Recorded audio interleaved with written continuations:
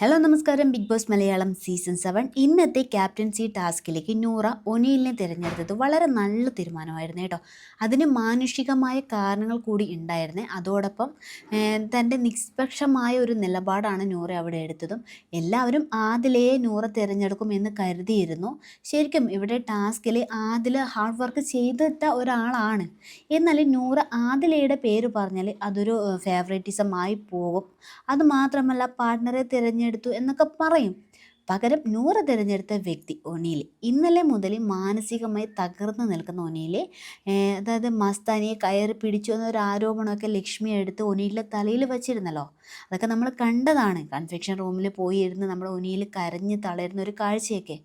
ഈ ഒരു കാര്യത്തിൽ ആദിലയും നൂറയും ഒക്കെ നമ്മുടെ ഒനിയിലെ കൂടെ തന്നെയാണ് നിന്നത്. അതുകൊണ്ട് തന്നെ മാനസികമായി തകർന്ന നമ്മുടെ ഒനിയിലിനെ നഷ്ടപ്പെട്ട ആ ഒരു ഊർജ്ജമൊക്കെ വീണ്ടെടുക്കാൻ വേണ്ടിയിട്ട് നൂറയുടെ ഈ ഒരു തീരുമാനം വലിയൊരു സഹായമാകുമെന്ന കാര്യത്തിൽ ഒരു സംശയമില്ല കേട്ടോ. ശരിക്കും ടാസ്കിൽ നല്ല പ്ലാനിങ് ഒക്കെ ചെയ്തിരുന്ന വ്യക്തികളാണ് നമ്മുടെ ലക്ഷ്മി, ഒനിയിൽ, അഭിലാഷ്. ഇവരാണ് ഏറ്റവും കൂടുതൽ പ്ലാനിങ് ചെയ്തതും. പിന്നെ അത് നടപ്പാക്കുന്ന കാര്യത്തിലാണെങ്കിൽ നമ്മുടെ അക്ബർ പ്രധാന പങ്ക് വഹിച്ചിട്ടുണ്ട്. പക്ഷേ അക്ബറിനെ ക്യാപ്റ്റൻ ആവാൻ പറ്റില്ല കേട്ടോ. കാരണം പണി കിട്ടിയിരിക്കുവാണല്ലോ. ഈ സീസണിൽ ക്യാപ്റ്റൻ ആവാൻ അക്ബറിന് പറ്റില്ല. പിന്നെ ലക്ഷ്മിയെ നൂറ എന്തായാലും തിരഞ്ഞെടുക്കത്തില്ല. അതിന് പ്രധാന കാരണം ഒനിലിനെതിരെ വന്ന ലക്ഷ്മിയുടെ ആരോപണം തന്നെയാണ്. രണ്ടാമത്തെ ഒരു കാരണം എന്ന് പറയുന്നത് ആദിലയോടും നൂറയോടുമുള്ള ലക്ഷ്മിയുടെ പെരുമാറ്റം ശരിയല്ല. വീട്ടിൽ കയറ്റാൻ പറ്റാത്തവരാണെന്ന് ഉള്ള ഒരു പറച്ചിൽ മാത്രമല്ല, അവരോടുള്ള സമീപനത്തിലെല്ലാം ലക്ഷ്മി അത് കാണിക്കുന്നുണ്ട്. പിന്നെ അഭിലാഷ് ഓൾറെഡി ക്യാപ്റ്റൻ ആണ്.